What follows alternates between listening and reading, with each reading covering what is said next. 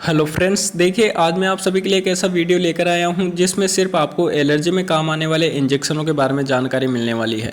यदि कोई पेशेंट है उसको एलर्जिक समस्याएं हो गई हो, मान लीजिए कोई मधुमक्खी या कीड़े ने उसे काट लिया हो जिसके कारण उसको एलर्जिक समस्याएं हो गई हो, या फिर मान लीजिए उसके कोई इंजेक्शन लगाया गया हो जिसके कारण उसको एलर्जिक समस्याएं हो गई हो, या फिर पेशेंट ने कोई मेडिसिन ले ली है जिसके कारण उसको एलर्जिक समस्याएं हो गई हो, या फिर किसी अन्य कारण से उसको एलर्जिक समस्याएं हो गई हो, तब डॉक्टर द्वारा कौन कौन से इंजेक्शन है वो यूज में लिए जाते हैं, आपको पूरी जानकारी इस वीडियो में देने वाला हूं।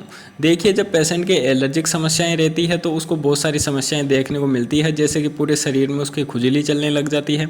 खुजली के साथ साथ उसकी स्किन के ऊपर उसके दाने निकल आते हैं, मतलब कि चकत्ते के निशान हो जाते हैं। साथ में पेशेंट को सांस लेने में दिक्कत होने लग जाती है और उस पेशेंट की घबराहट बहुत ज़्यादा होने लग जाती है। तो ऐसी सिचुएशन में कौन कौन से इंजेक्शन है जो कि एलर्जी को कंट्रोल में कर सकते हैं, आपको मैं बताने वाला हूं। तो देखिए, मैं आपको इस वीडियो में जो इंजेक्शनों के ब्रांड नेम हैं उनके बारे में नहीं बताऊंगा, डायरेक्ट उनके अंदर जो इंग्रेडिएंट्स होते हैं यानी कंटेंट्स होते हैं उनके बारे में जानकारी दूंगा, तो आपको बहुत ही आसान भाषा में समझ में आ जाएगा।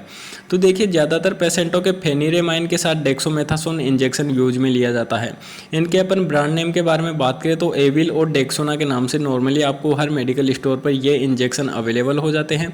तो देखिए, यदि कोई पेशेंट है उसको एलर्जिक समस्याएं हो गई हो जिसके कारण उसको चकत्ते के निशान हो गई हो स्किन के ऊपर, या फिर उसके खुजली हो गई हो, या फिर उसकी स्किन के ऊपर दाने निकल आए हों, या फिर मान लीजिए उसको सांस लेने में दिक्कत हो रही हो, या फिर उसकी घबराहट हो रही हो, तो ऐसी परिस्थिति में अपन एविल और डेक्सोना इंजेक्शन लगा सकते हैं। एविल के अंदर फेनिरेमाइन होता है और डेक्सोना के अंदर डेक्सामेथासोन होते हैं। इनके ब्रांड नेम चेंज हो सकते हैं लेकिन इनके अंदर जो इंग्रेडिएंट्स दिए गए हैं सेम रहते हैं।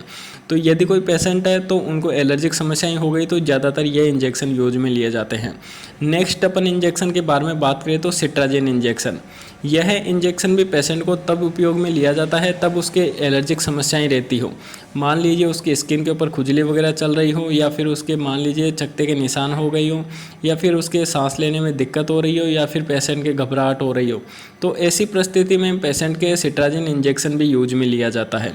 देखिए, अपन नेक्स्ट इंजेक्शन के बारे में बात करें तो प्रोमेथाजन इंजेक्शन। यह जो इंजेक्शन है पेशेंट को तब प्रिस्क्राइब किया जाता है तब पेशेंट के एलर्जिक समस्याओं के साथ साथ नोजिया वोमिटिंग की भी उसको समस्याएं रहती है। मतलब कि पेशेंट के एलर्जिक समस्याएं भी हो गई है, साथ में उसको उल्टी या उल्टी का मन कर रहा हो, तब भी डॉक्टरों द्वारा यह जो इंजेक्शन है प्रिस्क्राइब किया जाता है। यह जो इंजेक्शन है पेशेंट को जब उसके सीवियर एलर्जिक समस्याएं हो जाती है तब डॉक्टर इस इंजेक्शन का उपयोग करते हैं। अपन नेक्स्ट इंजेक्शन के बारे में बात करें तो हाइड्रोकोर्टिसोन इंजेक्शन। यह जो इंजेक्शन है स्टेरॉइड होता है एक प्रकार से। यह पेशेंट को तब प्रिस्क्राइब किया जाता है तब पेशेंट के बहुत ज़्यादा सीवियर एलर्जिक समस्याएं हो जाती है। मान लीजिए उसको किसी अचानक से कोई कीड़े ने काट लिया हो जिसके कारण उसके अचानक से खुजली हो गई हो पूरे शरीर पे, या फिर उसके चकत्ते के निशान हो गई हो, सांस लेने में दिक्कत होने लग गई हो, या फिर घबराहट होने लग गई हो, तब डॉक्टरों द्वारा यह जो इंजेक्शन है प्रिस्क्राइब किया जाता है। यह जो इंजेक्शन है हाइड्रोकोर्टिसोन नॉर्मली आपको हर मेडिकल स्टोर पर अवेलेबल हो जाता है, लेकिन देखिए आप इस इंजेक्शन का उपयोग डॉक्टर की देखरेख में ही करें ताकि पेशेंट को किसी भी तरह का कोई नुकसान का सामना नहीं करना पड़े। ये जो इंजेक्शन जो मैंने सारे बताए हैं ये इंजेक्शन पेशेंट की एलर्जी को कंट्रोल करने में उपयोग में लिए जाते हैं। किसी भी इंजेक्शन का उपयोग करने से पहले डॉक्टर की सलाह जरूर लेना है ताकि पेशेंट को किसी भी तरह का कोई नुकसान का सामना नहीं करना पड़े। देखिए, नॉर्मली यदि कोई क्लिनिक होते हैं या फिर हॉस्पिटल होते हैं तो अचानक से यदि पेशेंट को एलर्जिक समस्याएं हो जाती है तो फेनिरेमाइन के साथ डेक्सामेथासोन इंजेक्शन उपयोग में लिया जाता है। यदि इससे एलर्जी कंट्रोल नहीं होती है तो सिट्राजिन इंजेक्शन उपयोग में लिया जाता है। कई बार इससे भी एलर्जी कंट्रोल में नहीं होती है तो प्रोमेथाजिन इंजेक्शन उपयोग में लिया जाता है। यदि इससे भी एलर्जी कंट्रोल में नहीं होती है तो हाइड्रोकोर्टिसोन इंजेक्शन उपयोग में लिया जाता है। पेशेंट को इनमें से एक ही इंजेक्शन लगाने पर उनको आराम मिल जाता है, लेकिन कई बार यदि एक इंजेक्शन से पेशेंट को आराम नहीं मिलता है तो ये जो मैंने इंजेक्शन बताए हैं ये भी यूज में लिए जाते हैं।